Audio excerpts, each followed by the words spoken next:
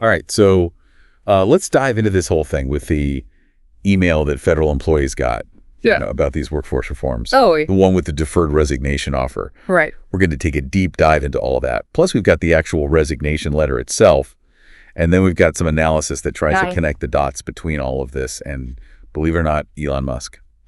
Yeah, it's the timing of this whole thing, I think, is really interesting because it's coming on the heels of a whole bunch of executive orders from President Trump, who's clearly signaling that, he wants to make some big changes in how he's approaching the federal workforce. Yeah. It's definitely sending shockwaves through the ranks. Yeah. So in this email, they lay out these 4 pillars of workforce reform. Right. Return to office being the first one, which seems to be a recurring theme with certain personalities. And then they've got, this push for a stronger performance culture and a more streamlined workforce, which, let's be honest, sounds a lot like they're gearing up for some serious downsizing. Yeah, and then they tack on enhanced standards of conduct as the 4th pillar. Oh, right. It's almost like an afterthought. Yeah. But it's almost like they're saying, look, we're going to make things tougher around here, so if you don't like it, here's the door. Yeah, and the door leads to this deferred resignation, which honestly sounds a little too good to be true. Right. Like it's saying, okay, you can officially resign, but you're still going to get paid and get all your benefits until September 30th, and you don't have to worry about those pesky return to office mandates. It's like, go ahead, enjoy your paid vacation until the fall. Yeah, but the devil is in the details, right? Right. The letter also says that agencies can change your roles and duties. And that kind of ambiguity could really leave people in a vulnerable position. You think you're getting this sweet deal, and then all of a sudden you're stuck with a completely different job, or worse, no job at all. Yeah, it does make you wonder if this whole smooth transition they keep talking about is just a clever way to sugarcoat some potentially drastic changes. Right? Smooth for who, exactly? And this is where things get even more interesting, or maybe concerning is the better word, when we start to look at the potential influence of Elon Musk on all of this. Okay, I'll admit the connection wasn't immediately obvious to me. Yeah. Can you kind of walk us through why some people are making that link?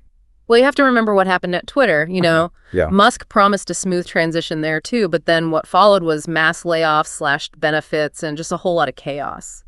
Yeah, it's hard to forget those images of people being locked out of their offices overnight. Right. Not exactly, the picture of stability and thoughtful leadership. Exactly. And so the analysis we have here is basically saying, okay, what if we apply that same Musk playbook to this deferred resignation situation? What does that picture look like? That sounds unsettling, to say the least. So let's unpack that a little bit. What are some of the potential risks they're outlining? What could actually happen if Musk's approach at Twitter is being mirrored here? Well, the most immediate concern is that instead of this sort of graceful exit with, pay and benefits, people could be facing immediate dismissals. So no deferred part, just straight up resignation. Exactly. Yeah. And even if you do get that deferred option, there's no guarantee that those promised benefits are actually going to materialize. Right. We saw Musk cut severance packages and benefits at Twitter, so it's not a stretch to imagine something similar happening here.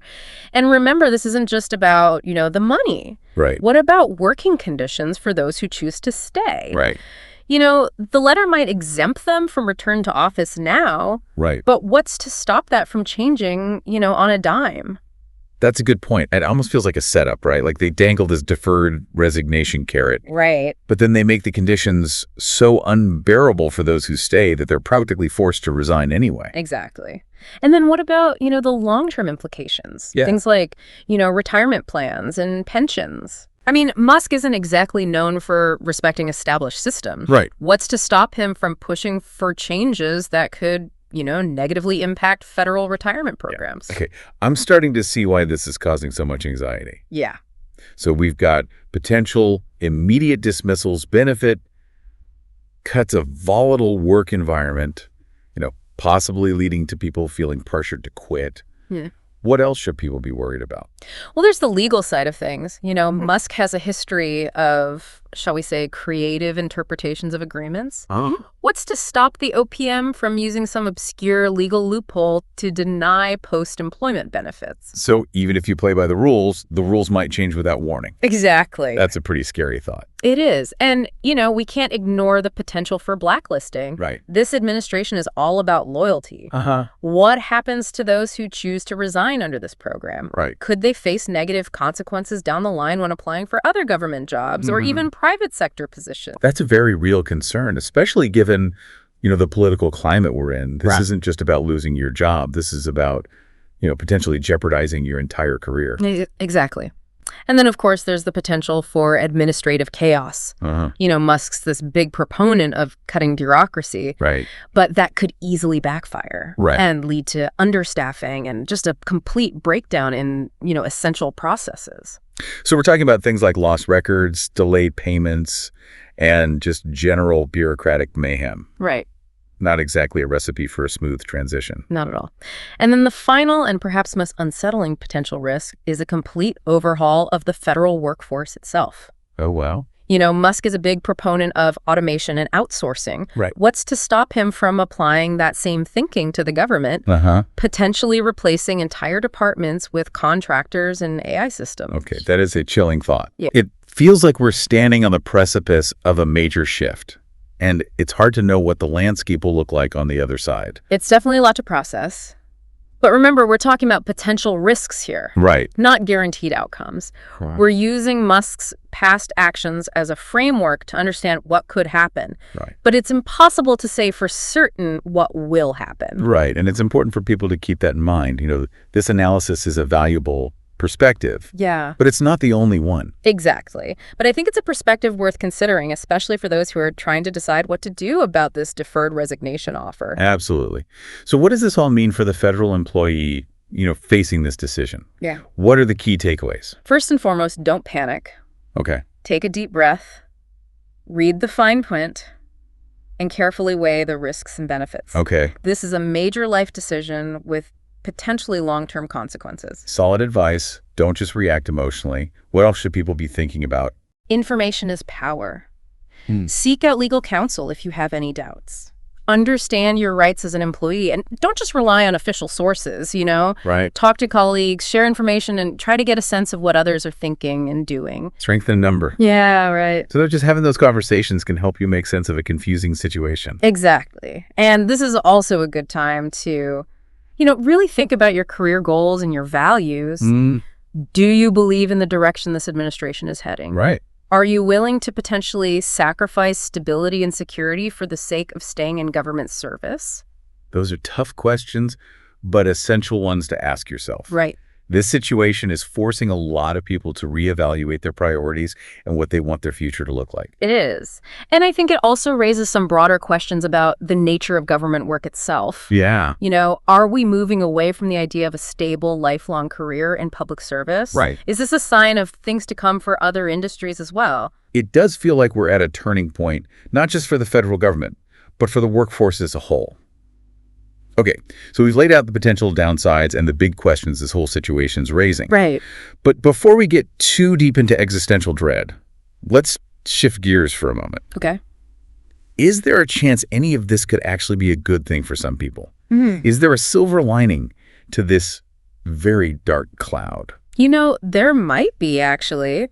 For some federal employees, this could be like a chance to make a change that they've been thinking about for a while. Yeah. It gives them, kind of a financial cushion to explore new career paths. Yeah. Maybe try freelancing or starting their own business. Right. Or even just, take some time off without the stress of an immediate job search. So for those feeling burnt out or disillusioned with the direction things are going, this could be like a chance to hit the reset button. Exactly. And, let's not forget that there are people who support this administration's vision. Oh, right. Of course. For them, this could be like, an opportunity to climb the ladder and be a part of, reshaping the federal government as these reforms are implemented. Okay, so it's not all doom and gloom. Yeah. There are potential upsides here. Right.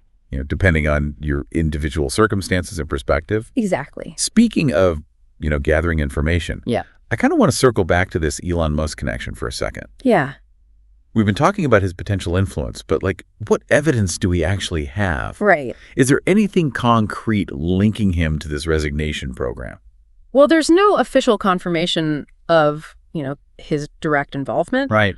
But there are some interesting connections. We know Musk has been very vocal about, wanting to streamline government and cut bureaucracy, which aligns with what this administration is saying they want to do. So philosophically, they're on the same page. Right. And then there are these reports of, former Tesla and SpaceX employees being appointed to key positions within the OPM. That suggests, a network of influence, even if it's not direct control. It's like he's got his people in place to implement his vision, even if he's not the one calling all the shots. Exactly. And then, of course, there's his track record at Twitter. Right.